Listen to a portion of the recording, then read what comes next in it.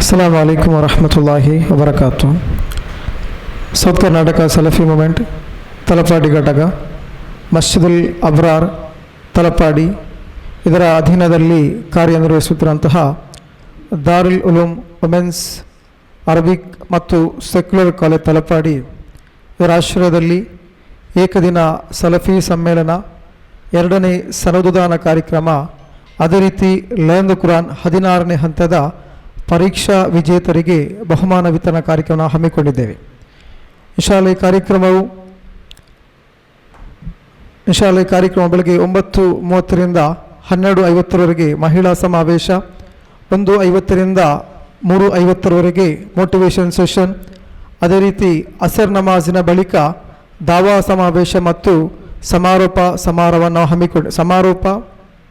ಸಮಾರೋಪ ಸಮಾರಂಭವನ್ನು ನಾವು ಹಮ್ಮಿಕೊಂಡಿದ್ದೇವೆ ಇನ್ಶಾ ಅಲ್ಲಾ.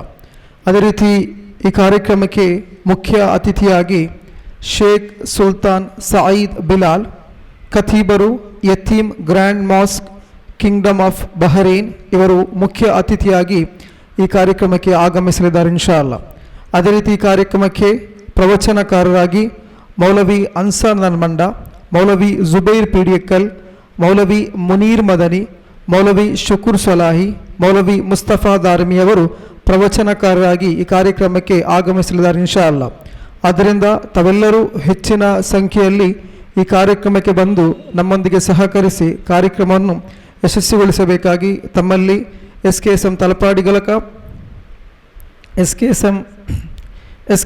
ತಲಪಾಡಿ ಘಟಕ ಮಸ್ಜಿದುಲ್ ಅಬ್ರಾರ್ ತಲಪಾಡಿ ವತಿಯಿಂದ ತಮ್ಮಲ್ಲಿ ಆತ್ಮೀಯವಾಗಿ ಕೇಳಿಕೊಳ್ತೇವೆ ಇನ್ಶಾ ಅಲ್ಲಾ. अस्सलाम वालेकुम. Darul Uloom Arabic women's Arabic college and secular college Talapady ಇದರ ಅಧೀನದಲ್ಲಿರುವಂಥ ಏಕದಿನ ಸನದದಾನ ಸಮ್ಮೇಳನ 11/1/26 ಅಂದು ನಡೆಯಲಿದೆ. ಇದರ ಮಧ್ಯಾಹ್ನ 1:50ರಿಂದ 3:50 ತನಕ